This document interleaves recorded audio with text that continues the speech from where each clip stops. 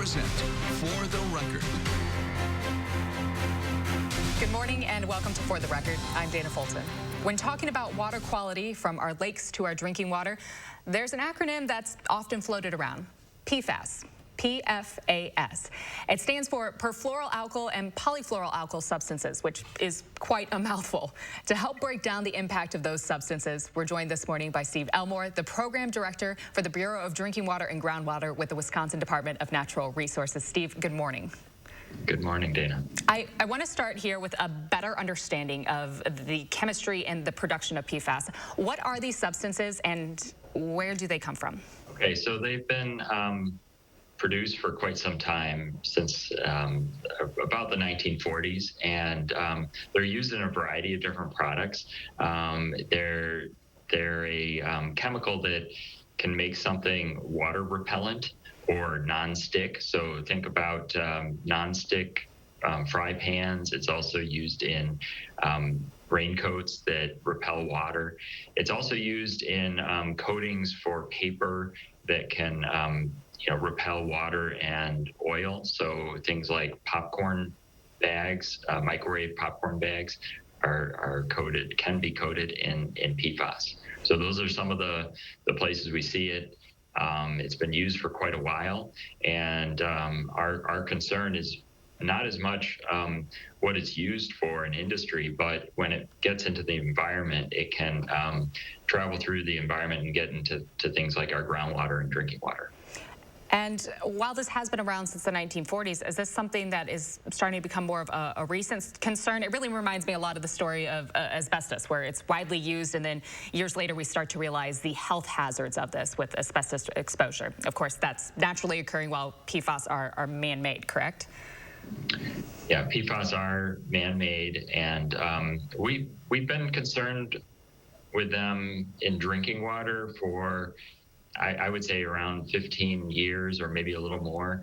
In my circles, we became concerned about them when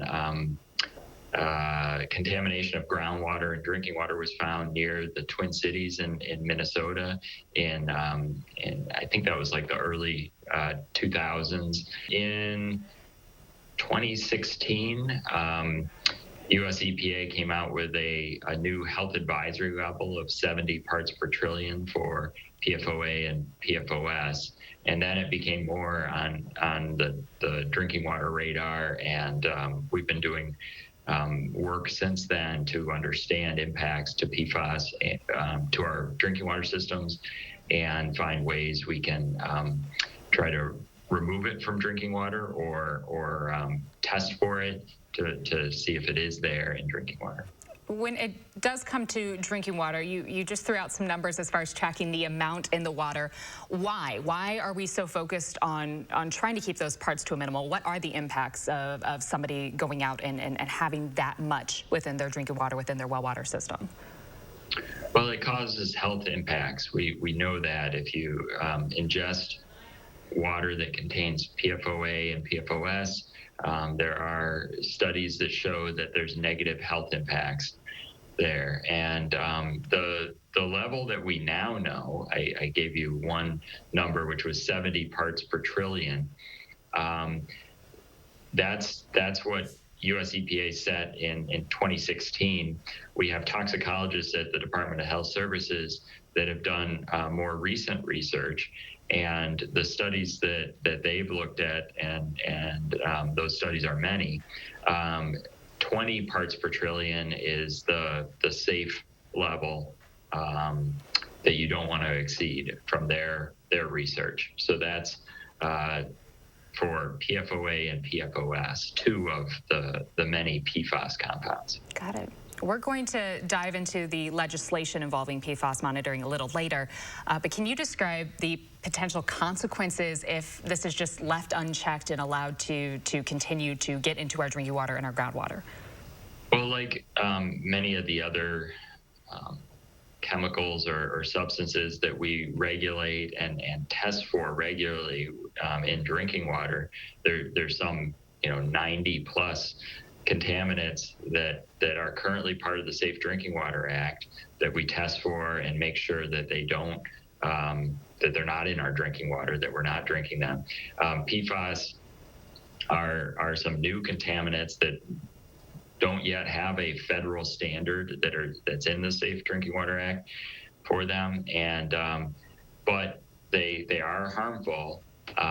We'd like to start testing our drinking water to see if these contaminants are there, and then take the appropriate actions, including information to the public and a short-term temporary alternative water source, and then ultimately treating that water to take out those contaminants. And there's multiple health effects that drinking PFOA and PFOS can cause. Those include effects to the thyroid and developmental delays, as well as PFOA has been shown to cause cancer. Now, in the capacity as program director, can you possibly articulate what you're most concerned about? Is it one of those impacts, or is it the potential that we're still learning? There's a lot to learn and a lot unknown for this. Well, it's really those impacts. I mean, I think those health impacts that I'm mainly concerned about. The science on PFAS is evolving. We know more just about every week about PFAS, and so we will know more over time, and we follow the science, and we will be taking appropriate actions based on new developments there. Wonderful. And Steve, for individuals who are interested in more information or possibly testing their water, where should they turn to? Well, there are certified labs in the state that can test for PFAS.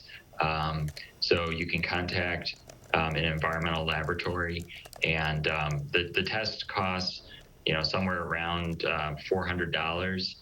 So it is a little pricey for one test, but a certified lab can help you and send you the appropriate bottles to use. You would fill up the bottles and send it into the lab, and they would test the water to see if it has PFAS in it. Got it. Steve, thank you again so much for taking the time to chat this morning. We really appreciate it. Yeah, I'm happy to help, Dana. The health concerns are real, but what steps, if any, are the Wisconsin legislature taking to help protect our water supply? We'll dive into that right after the break.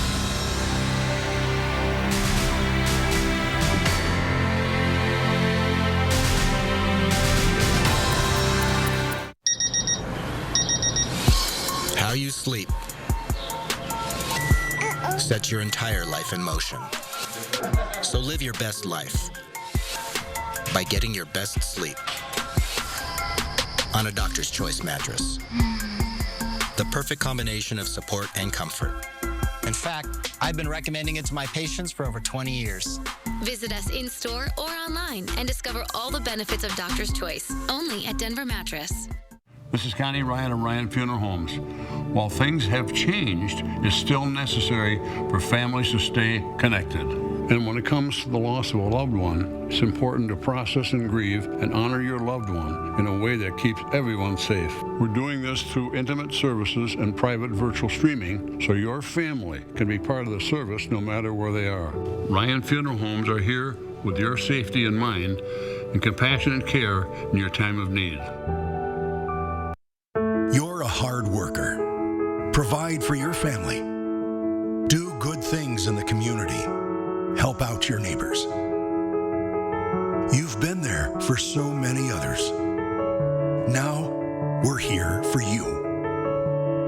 Your local Wisconsin energy and emergency assistance providers are working together to keep you safely in your home and your heat and power on. Apply now for a hand up.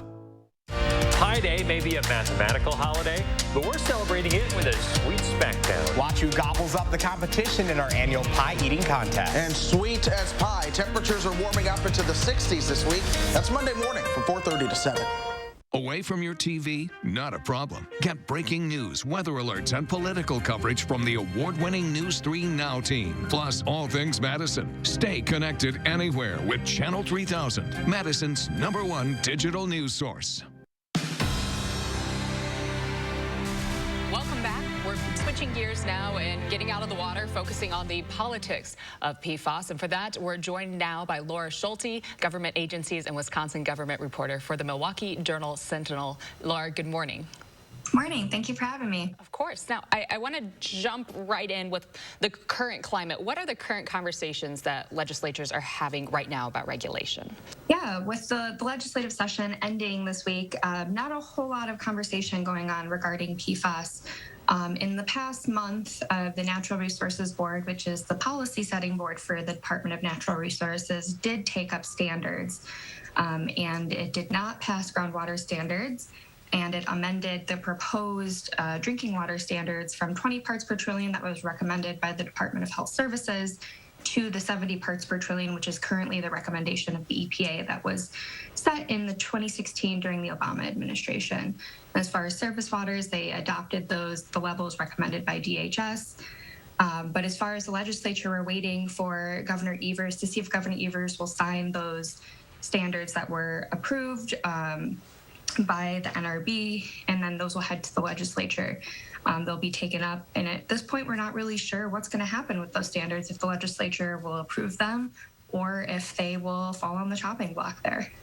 Now, with that question mark there, is it because this, like so many other things, has become a little partisan when talking about the standards for our drinking water? There has been, a partisan tilt here with PFAS. Last year in April, Democratic lawmakers introduced the CLEAR Act, which would have been a large step forward for Wisconsin when it comes to regulating PFAS, setting standards, creating funding. And largely, Republican lawmakers have opposed legislation like this. They removed, proposals for standards and funding for testing and remediation from the budget last year. So it does start to appear partisan at that point. Is there a reason for that removal, for wanting to not have a standard in place for testing our drinking water that you know of? One of the biggest reasons that we've seen so far is pushback from business lobbies in the state, including Wisconsin Manufacturers and Commerce and the American Chemical Council. They are worried about the cost to, the companies, the businesses that they represent, and the impact to the businesses if they were to not be able to use these compounds, or if they were required to remove these compounds from their water leaving their facilities. Got it. And that comes at a business or corporate level. When it comes down to statewide, are they looking at trying to make statewide standards in place, or the current recommendations are statewide? This isn't county by county or municipality by municipality, correct? No, these are statewide.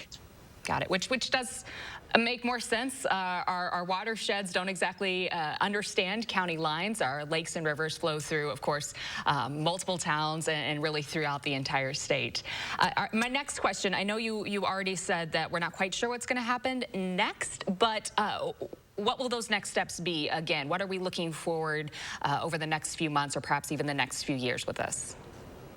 Yeah, as far as what's going on here in the state of Wisconsin, those standard recommendations that the NRB approved last month will go to the desk of Tony Evers for a signature. And if he chooses to sign those, they will go to the legislature for a final round.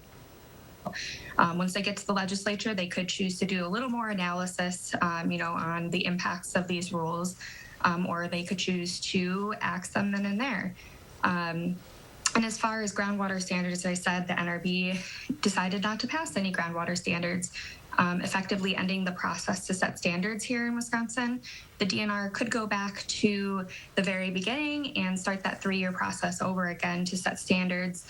But we haven't seen any indication of that. We're not sure what's going to happen there. And then as far as the federal government, the Biden administration last year came out with the PFAS roadmap, which is a pretty aggressive timeline for kind of regulating and addressing these chemicals. And so right now they're working on setting federal standards, but it's likely going to be a couple of years before we see those federal standards come into effect. And Laura, I mentioned this earlier in the show, how PFAS is an acronym that kind of just gets thrown around. Can you articulate why you think it's so important to cover this, and why people should be mindful and aware of what's going on with those chemicals? Yeah, PFAS are known as forever chemicals. They last forever once they get into the environment, and they have been linked to a lot of health issues, including cancers, reproductive issues.